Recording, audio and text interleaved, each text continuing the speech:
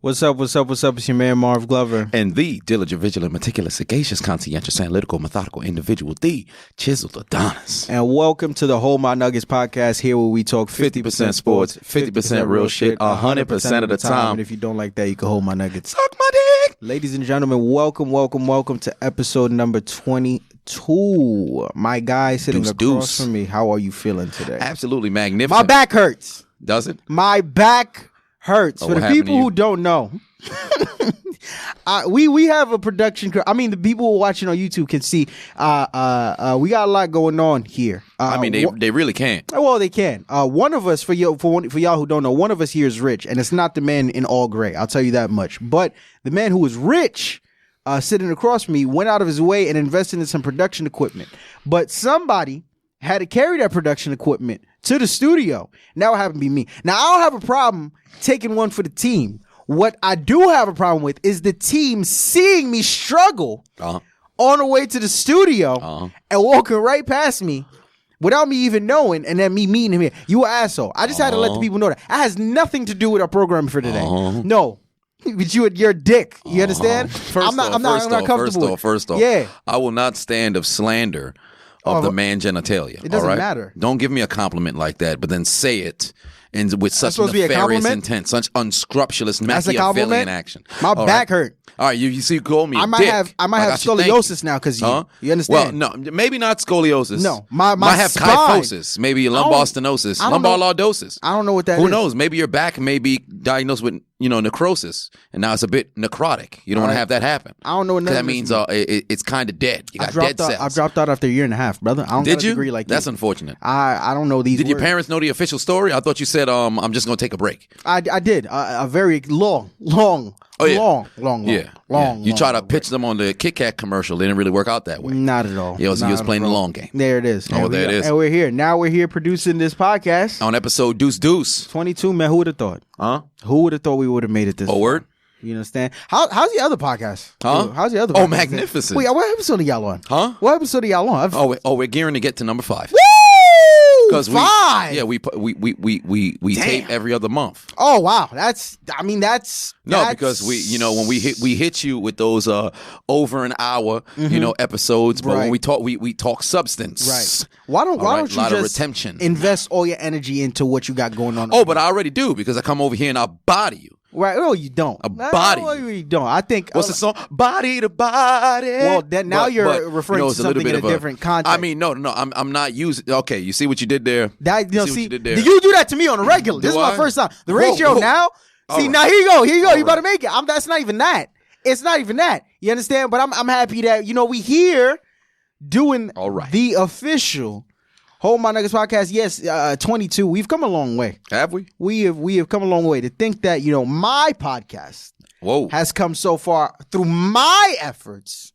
The thing closest to it whose name comes first because you reached out to the person to make it and made sure it was imperative that you put your name first. I didn't tell him to do anything. Whose slogan is on top though? You know what? I don't see the copyright sign next to anything. So it's free game. Wow. No, I mean it's free game. If I wanted to go out of my way to make it and to trademark it, you understand? That is mine. I'm not gonna do that to you because you're my boy.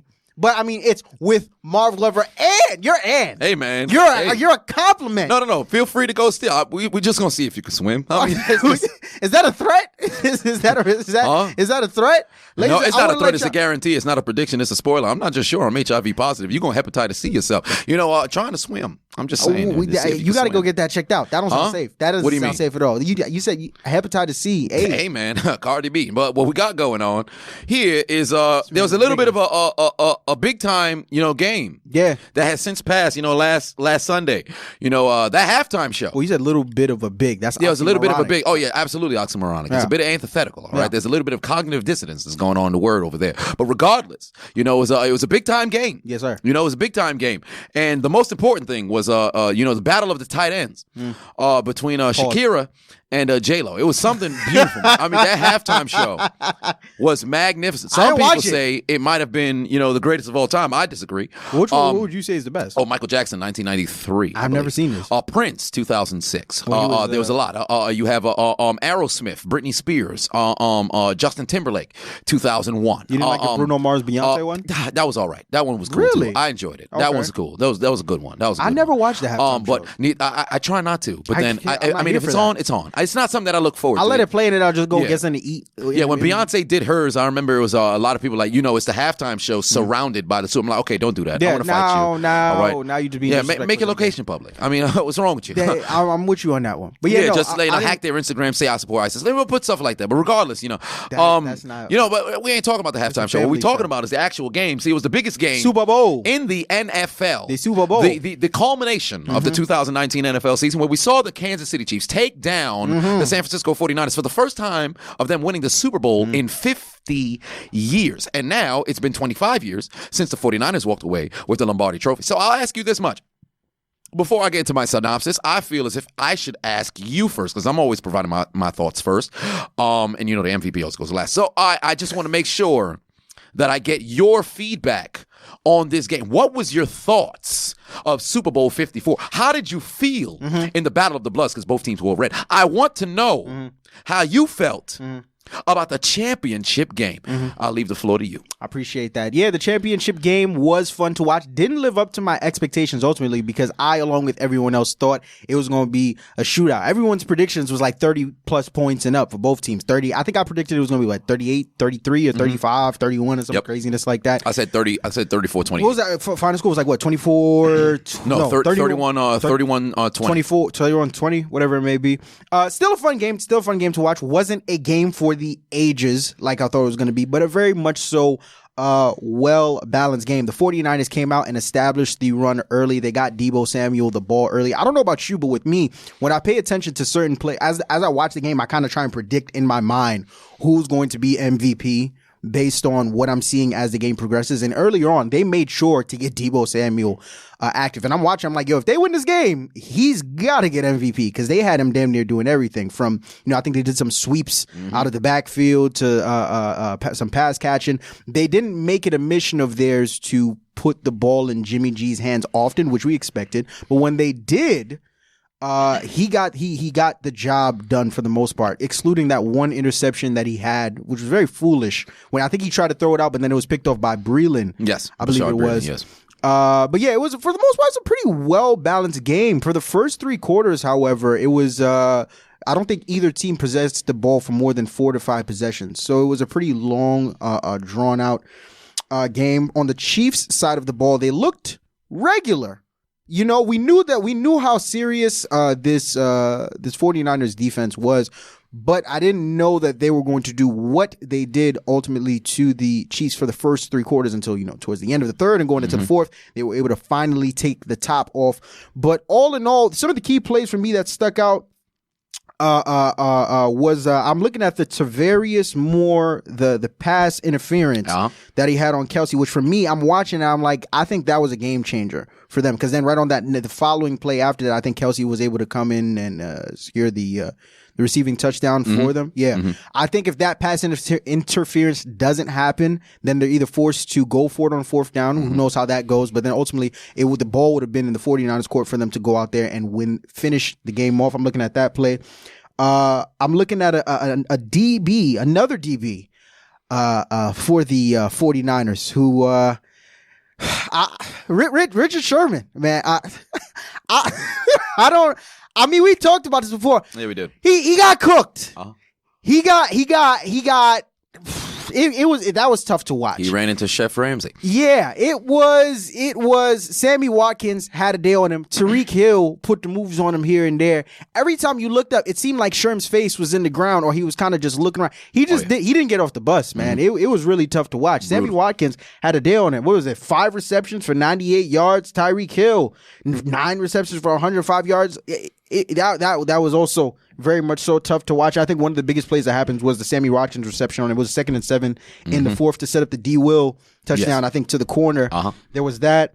And then towards the end of the game, ultimately, where, like we said from the start, if it's a Patrick Mahomes versus Jimmy G game, the Chiefs are going to win hands down because we already know who the best quarterback is. Jimmy G had the opportunity towards the end of the game to put them in position to win, but overthrew Emmanuel Sanders. I think it was on third down. I think he overthrew him just a little bit.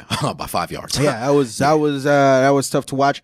But then, going back to the Chiefs offensively, Patrick Mahomes, outside from those 2 big drives that he had, looked pretty regular to me. I told you this while I was watching the game. I didn't think he should have won MVP. For me, I think it should have went to Damian Williams. Damian Williams had a standout game. 17 carries, 104 rush yards, 4 receptions, 29 yards, 1 rush touchdown, and 1 receiving touchdown. Every time the ball got in this man's hand, he made plays. Whereas with Patrick Mahomes, give credit where credit is due to that 49ers defense. They put the pressure on him, but there were just certain throws they should make. There was one throw, one interception that I didn't see what was happening in the second. Was it the one to Fred Warner when he threw it to Tariq Hill and it got undercut by the linebacker? Okay, yeah, I know what you're talking about. But then the second interception where he kind of just threw the ball a little bit behind Tyreek Hill, and then who picked it off? I think it was no, it's intercepted by a safety. I think I can't remember who intercepted. You understand? But I understand because of the allure of the game and those 2 huge drives that he had, why he got some, I guess, of a push towards his MVP, him winning Super Bowl MVP. But for me, should have went to Damian Williams. But all in all, very fun game to watch. Congratulations to the Kansas City Chiefs for finally breaking the drought. What did you see? All right, well, you don't got to waste too much time about that. Let me first run off a little bit of notes. First and foremost, when we talk about stats, all right, in this particular game, I don't mean to get analytical, but, it's Kyle Shanahan, it's the Super Bowl, it's a blown lead. Somebody got to talk about it. So first and foremost, all right, when we talk about Mahomes, he was 26 of 42, 286 yards, 2 TDs, 2 INTs. Damian Williams, as you said, 17 carries, 104 yards rushing, 4 catches, 29 yards receiving, 2 TDs in both aspects, 1 receiving, 1 rushing. Tariq Hill, 9 of 105. Watkins, 5 of 98. Travis Kelce, 6 catches, 43 yards, and a TD. 397 yards of total offense for, the Chiefs, but also 252 of those came in the second half. They only had 145 in the first half on, I believe, their 5, drives, okay? Then in the third quarter, we cannot forget, remember, I said my prediction for the third quarter is we would only see 3, possessions, where there'd be a total, it was only 4 possessions. However, there was 2 INTs from Kansas City in the third quarter. Both of their drives resulted in turnovers. However, did San Francisco take advantage of that? Of course, they went up 20-10. But we'll get to that in a little bit.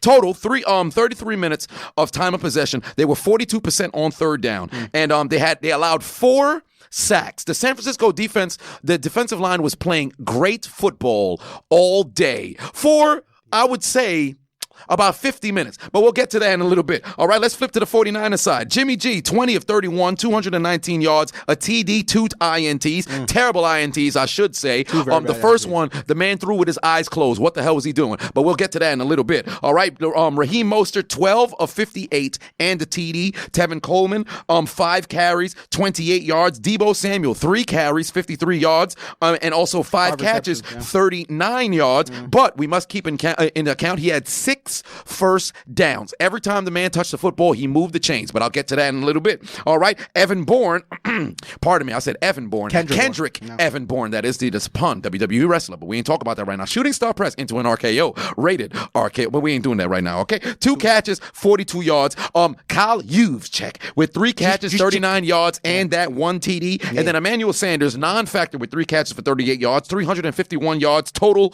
offense for the 49ers. 174 in the second half, 177 in the first. 26 minutes time of possession, 37% on third down. 2 INTs thrown by Jimmy G, like I said earlier, and also they only allowed 1 sack. That coming from, I believe, Frank Clark in the fourth quarter. I'm not too sure who it was, but all I know is it was the only sack was on the second to last drive. It was Frank Clark. All right, but first and foremost, let's talk exactly about what the hell just happened, all right? See, when we're talking about this here Super Bowl and what transpired with the San Francisco 49ers up 20-10, first and foremost, look at it like this. Through the first half, okay, they had 6 plays over, during the first half, they had 11 runs, right? And also 11 passes. When we talk about play call selection, it's 50%, right? They entered the second half. They had 10 runs, Okay, but they had 20 passes. What's the purpose of that? What happened to the balance? You got here running the football. When you played against Minnesota, what happened? You had Tevin Coleman go over 100. When you played against the Packers, you had Raheem Mostert go over 200. All of a sudden, here you go into the second half of the Super Bowl, and you pass twice as much as you run when you have a 20-point lead, and on top of that, there was 2 INTs. What the hell was Kyle Shanahan doing? More importantly, all right, like I said with Deebo Samuel, every single time this man touched the football, he moved the chains. All right, he had 8 touches on the day, okay, and 5 catches, 3 runs. Every single run picked up a first down. Every single run picked up a first down. Okay, I'm not too sure what the hell Kyle Shanahan had going on. Only 3 teams in Super Bowl history have blown 10-plus point leads in the fourth quarter, and 2 of them was led by Kyle Shanahan calling the plays. Okay, they ran the football 5 times out of their 17 plays after being up 20-10. Makes absolutely no sense. The interception from Jimmy G early. I'm not talking about the late interception. This man threw and rushed the football. Okay, there was no reason why you had to throw the football the way that you threw it. If you're gonna try to throw the football away, you got to put some air under it. The man closed his eyes and said, "I saw Patrick Mahomes go out there and throw no-look pass." My eyes is closed right now. I saw Patrick Mahomes go and throw the football with his, it was a no-look pass. But evidently nobody told Jimmy G when you threw in a no-look pass, you're actually supposed to look, but look in the opposite direction. This brother said, "I'm going to go out there, not have my glasses on, kind of like Marv Glover. What I'm going to do is not even look at the defense. I'm just going to throw up an apple. I'm going to throw up some apple. I'm going to throw up some pecan. I'm going to throw up, all those lemon." And what came out? A turnover. This brother ain't know what the hell he was doing. They took him to the goddamn pastry shop. All right, and he bought himself some apple turnovers. First and foremost, matter of fact, that's not even first and foremost. We like the third thing right now, okay? Travarius Moore, pardon me. This man's pass interference on 3rd and I believe it was 3rd and 20. No, it was third and 10 or whatever the case was. Yeah, it had to be like 3rd and 10. Whatever the case was. This brother listening to the civil rights movement, man, ain't gonna let nobody turn me around. This brother ain't even want to turn around. Too busy looking at Travis Kelce. He's kind of attractive. I want to make sure I look at every single follicle in this man's string. And what happens? The man gets a flag thrown on him. Ridiculous. But let's talk about a few plays before that. 3rd and how long? 3rd and 15. Okay, 3rd and 15, a 44-yard reception from Tyreek Hill. Yeah. And let's just point out exactly what the hell transpired, okay? Because it was Jimmy Ward who was in coverage as the safety. He opened up his hips towards the inside, and then you saw Tyreek Hill on a magnificent route go outside wide open. On 3rd and long, you get beat deep. That's ridiculous. And Shame on you. And if you watch the route from Tyreek Hill, he ran a very crisp route. However, this man has never, he didn't move his neck or nothing. The way he was running into the coverage. That makes no sense. He pretty much telegraphed that he was going to cut out. And you open up your hips to the inside for shame. All right, put your head in the box. Do not allow yourself to get any sort of, oxygen coming out of that box. Ridiculous. Okay, it made absolutely no sense to me. You guys were up 20-10 and only ran the football 5 times. Remember, when they took the 28-3 lead in Super Bowl 51, they ran the football 4 times after taking a 25-point lead. This is on the shoulder of Kyle Shanahan. And last but not least, before I even talk about, the blown lead and how they decided to blow it. Matter of fact, 6:06 left. Remember? It was the start of the next 49er drive. They give the ball to Raheem Mostert. He picks up 5 yards. It's now 2nd and 5. What does Kyle Shanahan call for Jimmy G? Oh, let's just throw the football back-to-back time. Makes no sense. It makes no sense. Run the goddamn ball. In the first half, you were even. 11 run play call selections, 11 pass play call selections. You go into the second half, you only run it 10 times, you throw it 20. Ridiculous. Made absolutely no sense. Kyle Shanahan don't do nothing but work for Brazos. This man knows how to blow. As I said in the commentary, he needed to be reborn as a damn, the master of harmonicas, because all this brother knows how to do is blow. It makes absolutely no sense. They went out there and they choked it away. Somebody, whenever Kyle Shanahan lives his life, I think when he goes into the damn bedroom, him and his wife, he likes to indulge in a little bit of erotic asphyxiation because this man loves to choke. Makes no sense to me. It's ridiculous. His father, Mike, should revoke him or kick him out of the family because Mike Shanahan got himself 3 championships, all right? He was offensive coordinator for the San Francisco 49ers. He actually got one with the 49ers. He proceeded to go coach the Denver Broncos to 2. But his son seems to go out there and have a little bit of a choke job. He likes a little bit of bondage. He says, I want to have a choker on my neck, but you don't need to put a choker on your neck. From now on, we are renaming that sort of clothing. We're renaming that accessory. What we're going to call it is the Kyle Shanahan. So ladies, during the fashion week, make sure you're wearing a Kyle Shanahan on your neck because it's rather fashion forward. Because when it comes to big time games, Kyle Shanahan likes to blow it. That's all I got to say. So I guess you can say, by the way, very eloquent and beautiful soliloquy on your part, by the way, my brother. But I guess you can say that since the 49ers decided not to run the ball, that Raheem was the most hurt about it. Do you see what? No, hold on now. Wait, hold on. Wait, because his name, right, is Raheem Mostert. So what I did was I said that because they didn't run the ball, that Raheem is most hurt. So what I did, I don't know if you saw, I put a play on his last name. You didn't give me much on that one. So we're going to talk about it a little bit after. But all right. Let's keep going. Because he's the most hurt? So he's the most hurt. That was the pun that you went with. No. But his last name is, stay with me, y'all, Mostert. Okay. So what I said was because that they didn't run the ball, he's the one who's most hurt. You understand? You know who's most hurt? Regular ladies who find out that Jimmy G, although he's very attractive, only likes to sleep with porn stars. But let me tell you something right now. My question to you regarding Jimmy G, since he's so, he plays his best game when he's out here with the adult film stars. Do you think that San Francisco should look for another quarterback? I don't think they should. But what's your thoughts? No, they shouldn't look for another quarterback.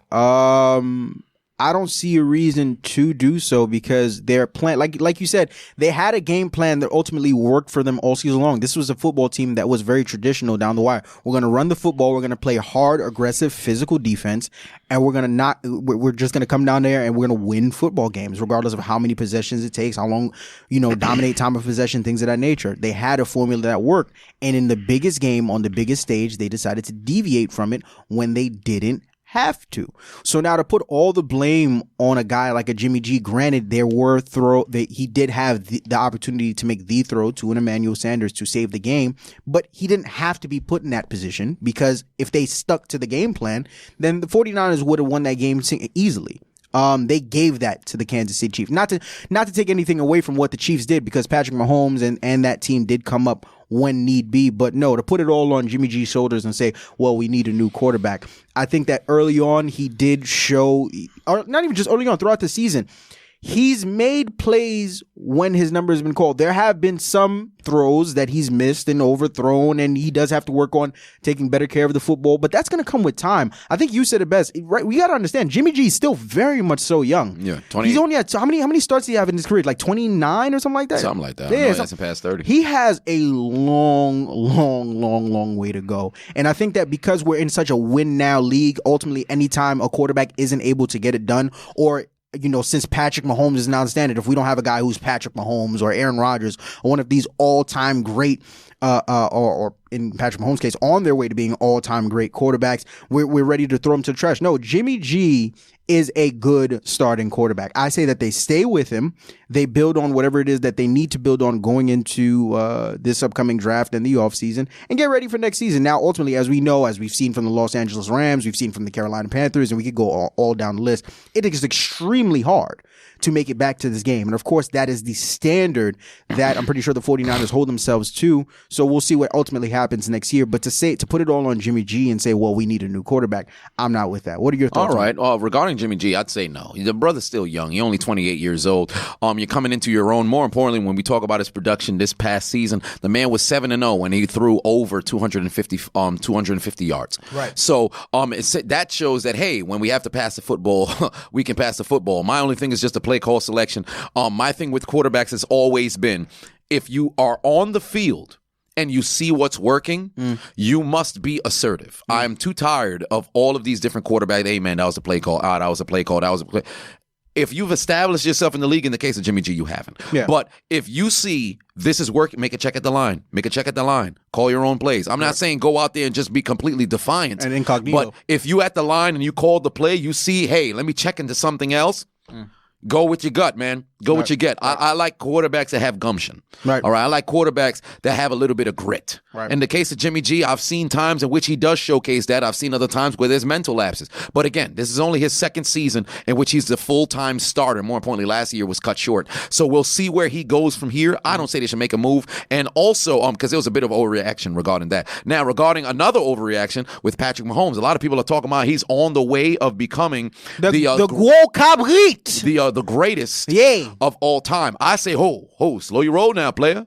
Hold on now. Hold on. We're going to have a tag team, a 10-man tag team match. And if you don't like that, you're going to go one-on-one with The Undertaker. Holla, holla, holla. But in the case of Jimmy G, Patrick in the case of Patrick Mahomes being the great, on the way to becoming the greatest of all time, I would say the brother does have the intangibles. When we talk about the quarterback talent and not just arm talent, he has it. He has it. He has the ability to have the IQ of an Aaron Rodgers out there. I think he has the arm strength of hell, like stronger than Terry Bradshaw.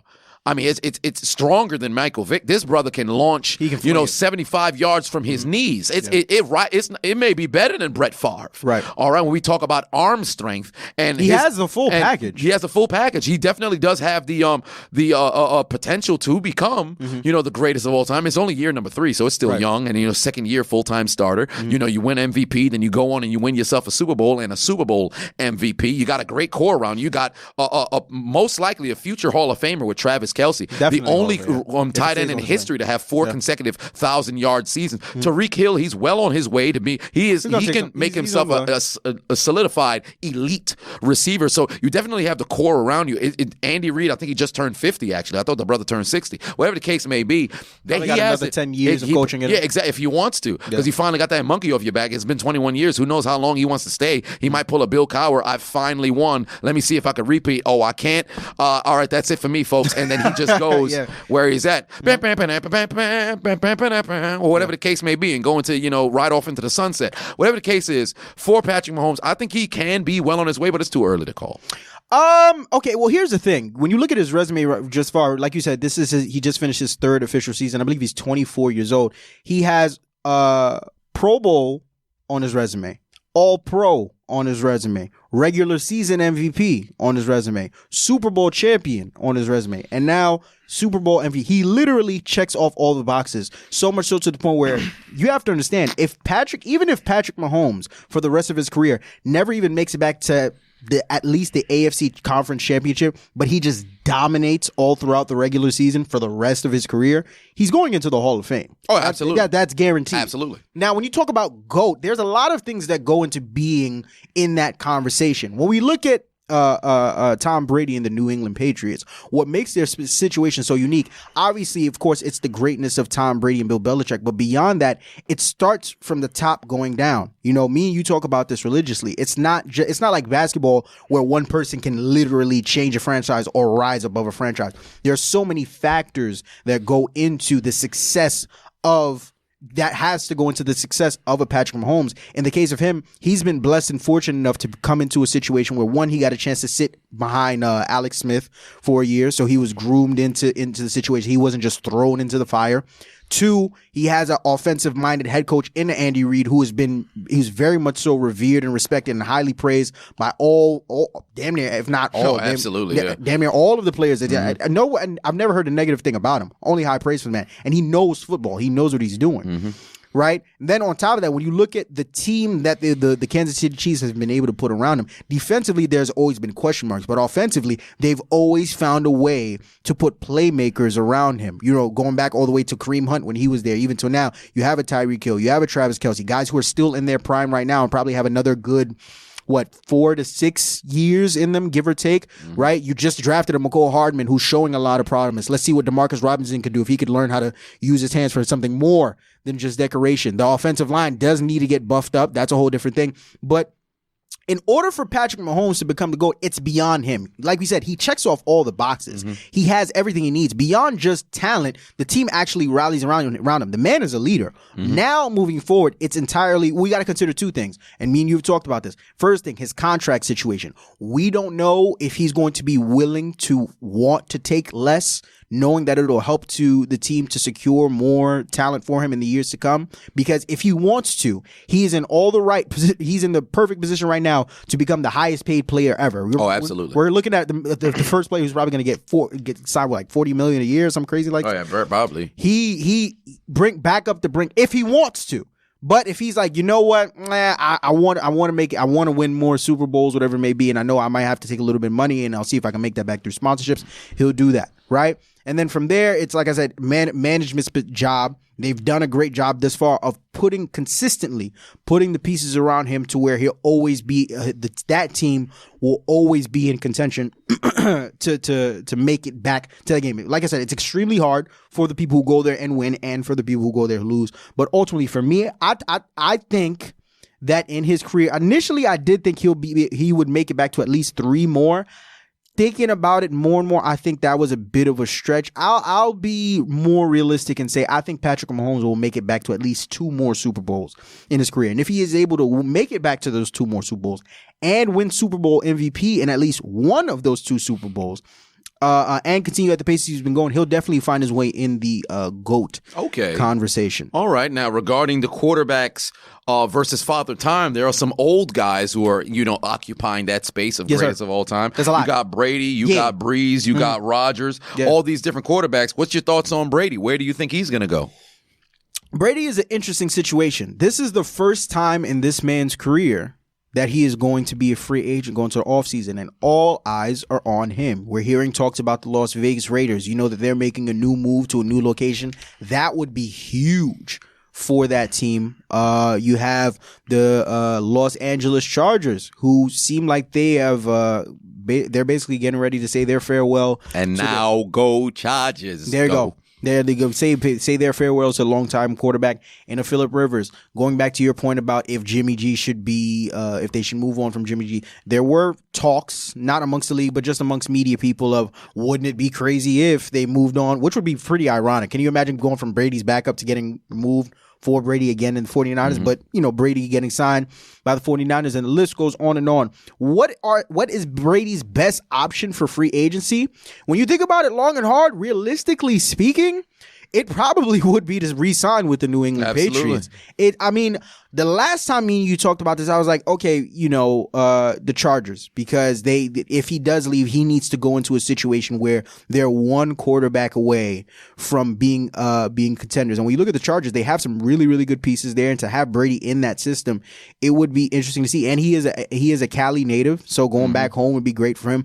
But I think we overreacted to what we saw from this Patriots team this season. You got to think about it. They had a pretty hard offseason. They lose Gronk. He goes into retirement. They sign a Josh going into the season. They sign a Josh Gordon. He has his off the field issues continue. Oh, they already had him from last year. Yeah. Yeah. He has his off the field issues continue. They ultimately have to let him go. They bring in AB. We see the struggles that they had with in their wide receiver core. So much to the point where they had to go and get AB. Had him for one game against Miami. Brady was so happy to have him. Man was forcing the ball to AB all throughout the game.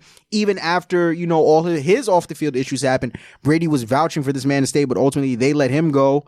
They signed him Mohamed Sanu. He stinks up the joint.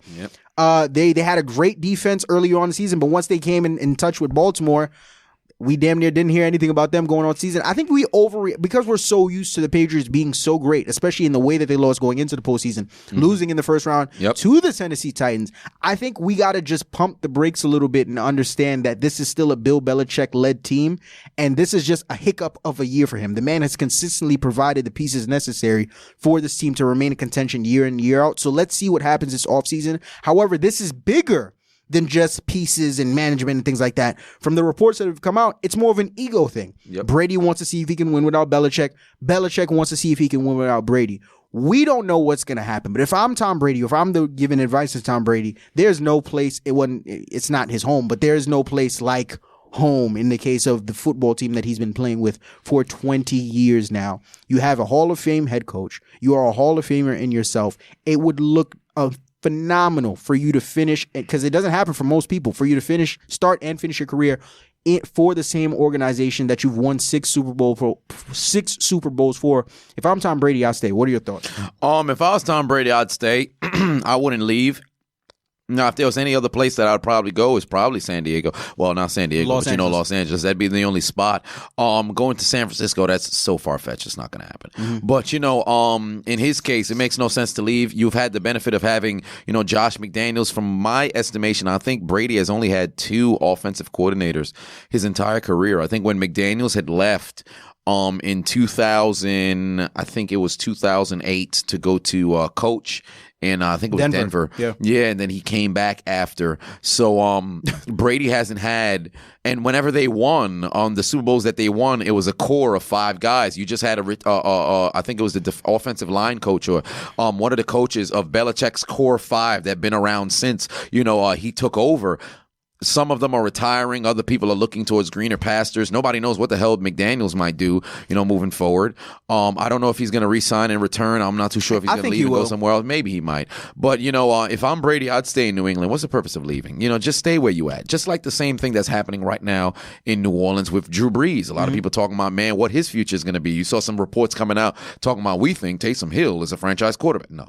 It's not happening. What's the purpose of keeping Taysom Hill? Just pay Teddy Bridgewater. But in the case of Breeze, I'm pretty sure Breeze is coming back. I don't think there's any concern over there of Breeze going and hitting free agency and going to a different team. He's returning back to New Orleans, guys. No, he's gonna Either retire. He's retiring or he's coming back to New Orleans. I don't see him going anywhere else. Drew Brees is not going anywhere. Let's just get it out of the way. He won't let that happen. Sean Payton won't let that happen. And that organization has too much respect, and that city has too much love and respect for him to let him be in any other jersey besides that. And I don't even think he would want to play for any other team besides the New Orleans Saints. It's unfortunate what's happened to them the past couple of years. 3 consecutive years. Their playoff hopes have ended on the last play of the game. Within the last 2 years, I can't remember what happened the year before the last 2 years, but within the the Minneapolis Miracle. No, Minneapolis. Diggs. Okay, so first year was Minneapolis Miracle. 2 years ago. Then there was the pass interference that wasn't a pass interference. And then this year, but this year was different. This year they just straight up just didn't come to play. They didn't just come to play. Michael Thomas did come out and say he did have a broken hand. I mean, but all in all, Drew Brees is going to stay with the New Orleans Saints. However, in terms of what's going to happen moving forward for this team, they are. I'm not sure. I think Teddy Bridgewater is going to become a free agent. Yes, this offseason. I'm not sure if they have anyone else that they need to take care of. I'm not sure what the specifics are on Cam Jordan's contract. Okay. Kamara, Thomas is good. Whatever.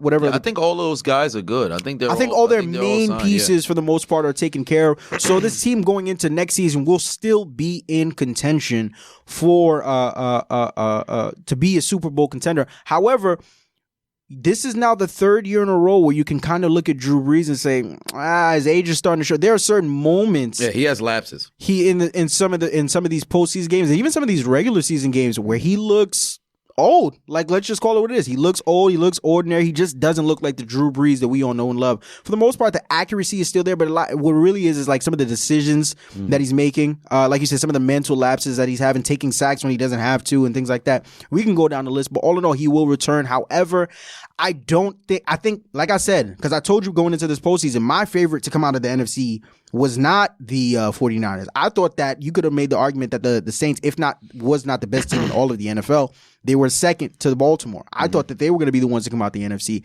And if there was a year for Drew Brees to get it done, it was supposed to be absolutely this year. I can't, realistically speaking, I believe that they will make it back to the playoffs next year.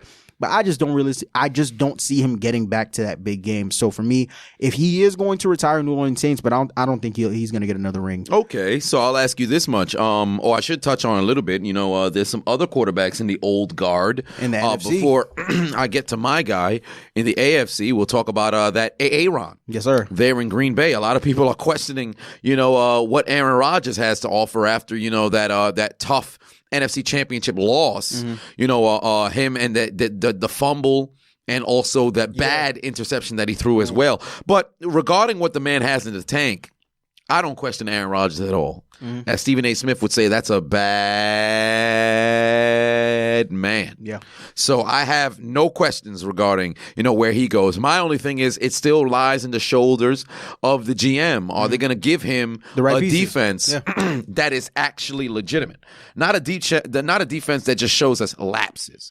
A defense that's going to come to play. Because take a look at the past Super Bowl champions, all right? Excluding, the Philadelphia Eagles. Because, their defense did make a play, but it was one play all game. Happened to be the play. But they did nothing, all right? But you look at this Super Bowl. The 49ers defense They had one of the best defenses in the league. The Chiefs, down the stretch, the second half of the season, one of the best defenses in the league. The New England Patriots shut down the Rams, which was looking unstoppable in the Super Bowl. We talked about the 49ers. Then before that, I said the 49ers. We talked about the Eagles. Before that, you saw the Patriots come back from 25 down. All right, so their defense nutted up. The Broncos, sensational. You could skip the Patriots to that one. Their defense wasn't that much. But Seattle, legendary defense. All right. Baltimore, they played exceptional defense, although, they almost came back on. But we're not going all the way back there. All right. With the case of the defenses of this decade showing up in big-time games, can the Packers' defense finally show up?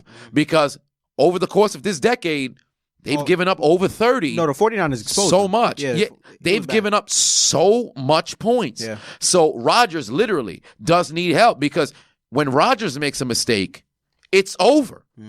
He's been the guy where, oh, man, he's reliable, but he's human too. He messed around throwing interceptions. Well, the game's over because, our defense can't stop nobody.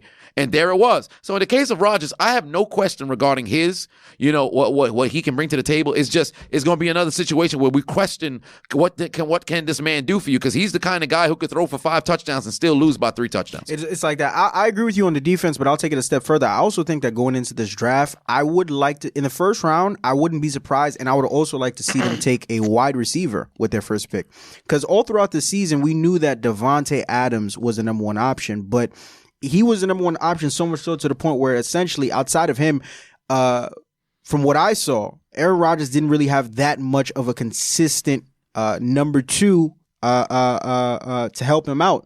So now when you came into the 49ers game, he was lit every play that Aaron Rodgers, it's kind of like he knew in the back of his mind, all right, where's Devontae, right? He couldn't really rely on Valdez Scantling and who else was it? Geronimo Allison. Jimmy Graham. The list just goes on and on and on. Jimmy Graham isn't really what he used to be anymore. Alan Lazard, all those guys. Well, Lazard is coming up. He made some plays. He's coming up. But I would like to see them get a legitimate number 2 to pair up with Davante Adams. I think that would help to take their offense. Like you said, it really comes down to the defense. They should definitely prioritize buffing that up. But on the offensive side of the ball, I like what I saw from Aaron Jones this season, so we know they got that down. Their offensive line was pretty good all throughout the season.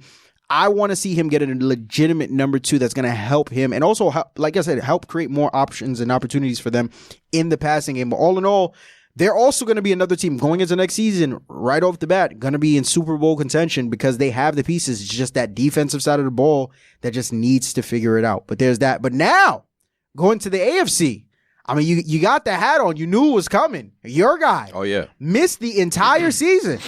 He will be back next season. Seems like he has no, I don't know. I think he's talked about retirement here and there. But that's neither here nor there. Your guy, Big Ben, how you pronounce that? Roethlisberger. Roethlisberger. Ben Roethlisberger. He will be back. Hopefully he will be better. We don't know. But he's returning from injury. What will happen? I think it was something with his elbow. Yes. He had to get the Tommy John surgery. What are your expectations for your quarterback, your starting quarterback, given what we saw from Duck and Mason, which wasn't much? Now that he'll be back, what are your expectations for Big Ben moving forward and going into I'm expecting playoffs. Okay. All right. I'm expecting to win the division. Yeah. All right. Because although Baltimore is looking absolutely magnificent, who knows if they'll fall off? Nobody really knows. But of course, those games will always be tough. But with Big Ben, we just need him to be good. Decent. Good. Because that defense is playing great football. For the first time in a long time. Pittsburgh has not had a consistent defense throughout the season since 2012.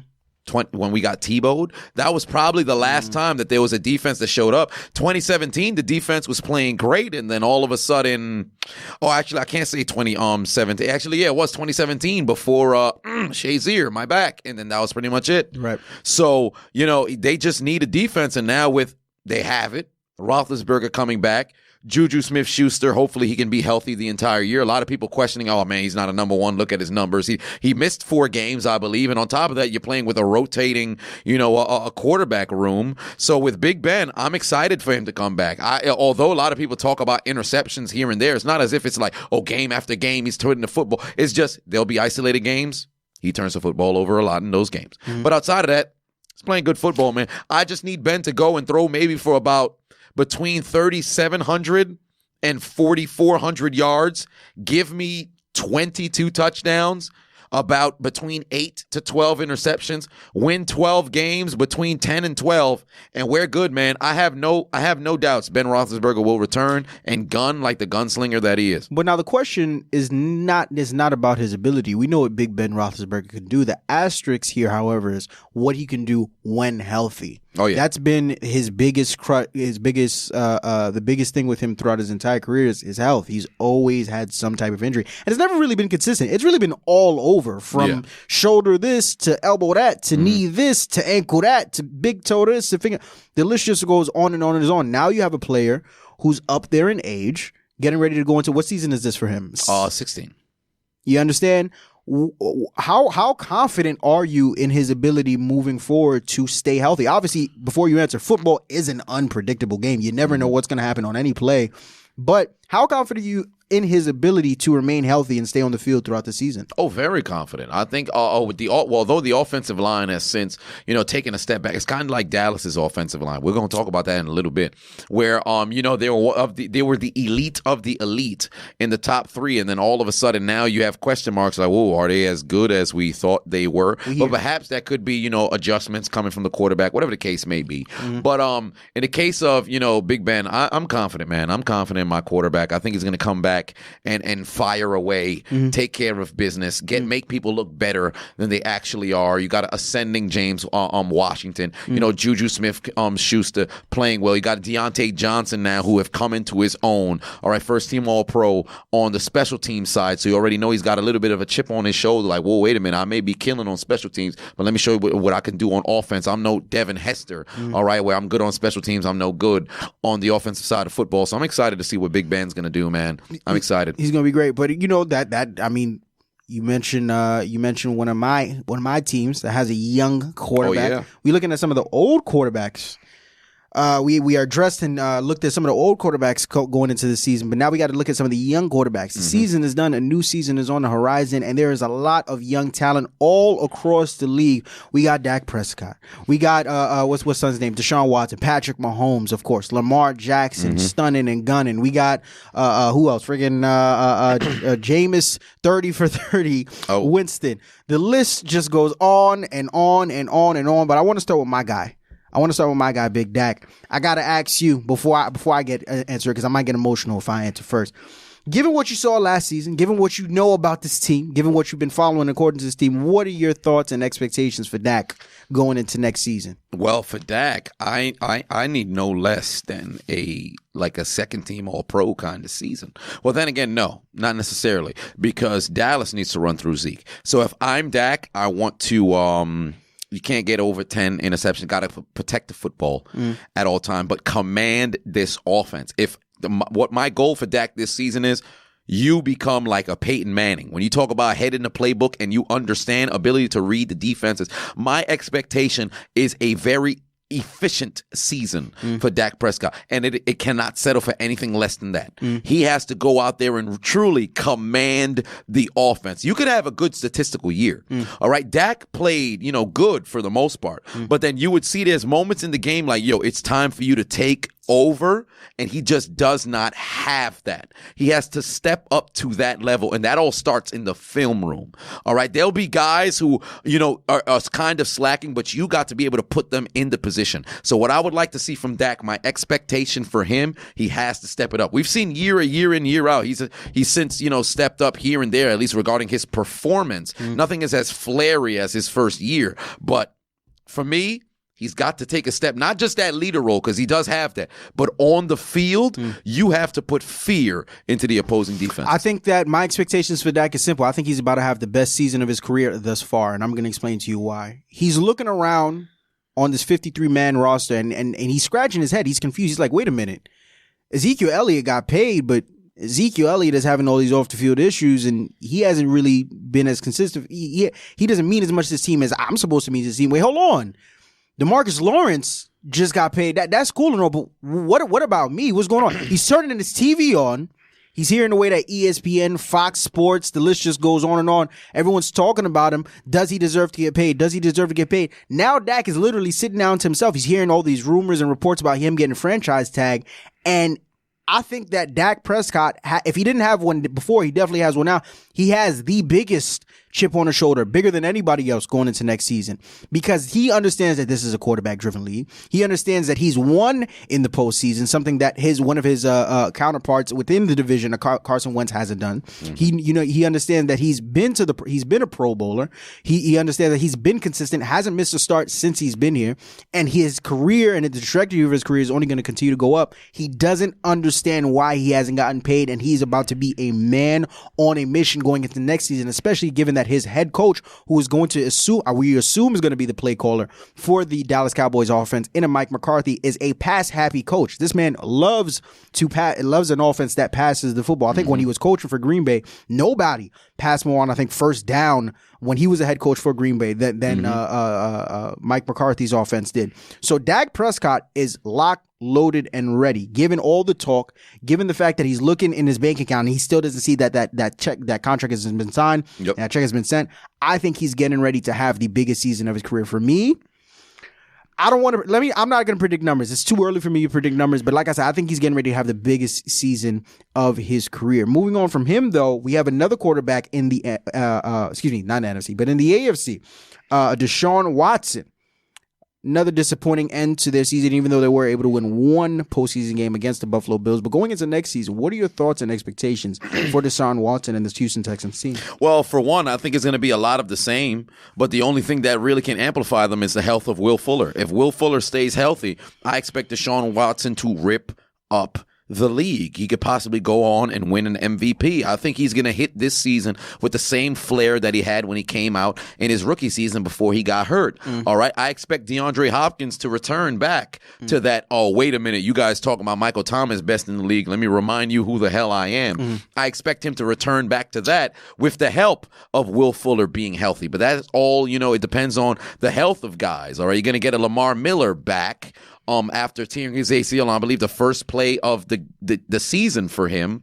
So we'll find out what's going to happen regarding the running back situation. I don't know if it's going to be Carlos Hyde or Duke Johnson, or if Lamar Miller will be returning, whatever the case may be. I expect Deshaun Watson to come back and just really be great on the season. I expect nothing less. What do you think he's going to do? I got all eyes on one thing and one thing only, because Deshaun Watson has shown us what he's going to do. I'm worried about that offensive line. Oh, of course. Yeah, they have to address it because it's been atrocious. For the way that he was getting abused all season long, it's unfair to him, because it's like, especially, he's not a mobile quarterback, but the man got wheels. You understand? And when you got to protect him. You have to protect him. He has the pieces around him, like you said, in a Will Fuller, in a DeAndre Hopkins, Lamar Miller. We're going to see what happens when he returns, but they have to strengthen that offensive line. And then on top of that, for me personally, I don't know about you, I've never really been a big Bill O'Brien fan. Neither have I. I don't think he's that much of a leader of men. I think that he's not a head coach that isn't respected, but at the same time, he's not a coach that is really and truly, like, they look to him like, lead us. You understand? Like, he's really just, I think he's just somewhat of a placeholder. Like, he's there. I look at him the same way I look at I put him in a little bit of a higher tier, a little bit above like a Jason Garrett, or on the same level of like a Mike McCarthy, even though he hasn't really won yet. Just in terms of, he's not really gonna evict anything within you like a Mike Tomlin would or something like that. But he's there. He's all right. You know what I'm saying? He's all right. I thought that they would have looked to head in a different direction after their loss to the Chiefs. The Chiefs, especially given how that they lost. But it seems like they're very much so set on him being the guy. So we'll see what happens moving forward. But, that's that on that. But then after that, then we have another quarterback in the AFC who had an incredible season. We're talking about the 2019-2020 MVP in Lamar Jackson, who had an unfortunate end to their season where they lost in their first game in the divisional to the Titans. Very unfortunate, but new season on horizon. Lamar also, nut chip on his shoulder, willing and ready to prove to everyone that he is the guy to beat. What are your thoughts and expectations for Lamar Jackson going into next season?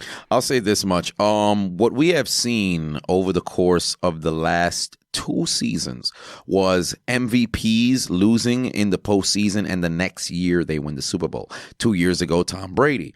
Last year, Patrick Mahomes. This year, a lot of people wondering if that's going to be Lamar Jackson. I'll say this. He's coming off of back-to-back years to where he played very well during the regular season, only to come up short in the postseason, regardless of the fact that he had over 500 yards of total offense that he was responsible for. He played not the best football in that divisional round, although he did have 6 drops from his receivers and also tight ends as well. But my thing for Lamar is I don't expect to have the exact same explosive season that he had.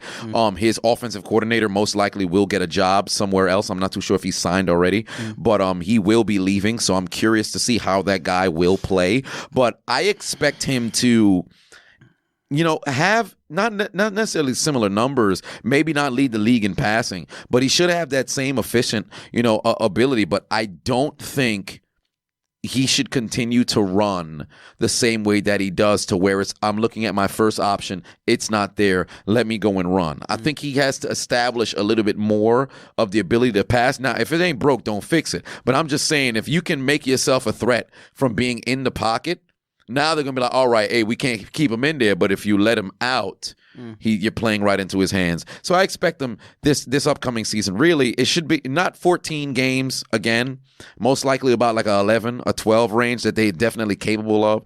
But they need a number one receiver. They definitely need one. There's no reason why. Your tight end is your leading receiver, Mark Andrews. Hollywood Brown led them outside of it, and he's 150 pounds. Yeah. After that, it's like Willie Snead and then other people who you do not remember. So from where they say they desperately need a number one receiver. But for Lamar, I think he'll play he won't turn the football over as often. I expect him to be a little less explosive, but I think he'll be fine. He'll be a Pro Bowler. Yeah, I agree. I expect more or less of a little bit less of the same that we saw from the season. I would still believe that they will be successful going into this upcoming season. Like I said last season, the season before that, and to harken off of your point, if it ain't broke, don't fix it. But at the same time, you as a quarterback that is a dual threat the way he is, we've seen it with Cam, we've seen it with Michael Vick, it's inevitable. Your shelf life shortens because of the hits that you take, especially with Lamar. Unlike those two guys, even though he's tall, he has somewhat of a more of a slenderish kind of frame to him. So those hits definitely take more of a toll on him than they did with them. So I would like to see him pass the ball a little bit more, and like you said, instead of looking for the run right away. But we'll see what happens. I think that they will find their way back in the playoffs this upcoming year. However, I want to see what happens with Pittsburgh, given that Big Ben will be healthy this season. If they do make it back, I could see them being more of a wild card, right? Who's to say that what we saw from Pittsburgh doesn't get accentuated going into the next season and they win the AFC North? But I got that with them. But then also moving, if we stay in the AFC North, there's another quarterback who Baker. Bake me a cake. Baker Mayfield didn't have the season he wanted to have. I think he was second in leading interceptions behind another quarterback we're going to get it to real quick. But also in your division of the AFC North, what are your thoughts and expectations for Baker going into next season? Well, for one, he just has to make sure that he doesn't turn the football over as often, because he did have a very bad year regarding the turnovers. But in his case, it really just starts from the top. I think he'll play better, but not so much better to where it's like, whoa, he made a huge improvement. He's the most improved in the league. I think it's going to be a lot of the same, just with less turnovers. What do you think? Well, let's see what I'm looking at the head coach. I think it's Kevin. What's his name? I don't even remember son's name, but it depends on what he's able to do with OBJ and Jarvis and how they're able to put those things together. We knew that Freddie K was not the guy, so all eyes are on that head coach to put together a proper game plan. I think that it's the same. They should run through Nick Chubb instead of doing what Freddie K was doing. Absolutely. Instead of where's OBJ, where's Jarvis. We got to make sure they're happy. So we'll see what happens with them. Then, last but certainly not least, famous Jameis Winston, Mr. 30 for 30 himself. There are thoughts that the Buccaneers will be looking to look to get a quarterback in this upcoming draft. We shall see. What are your thoughts for Jameis moving forward? I don't think they're going to get somebody in the draft. I think it's either just go and get Teddy Bridgewater if we can't stick with Jameis.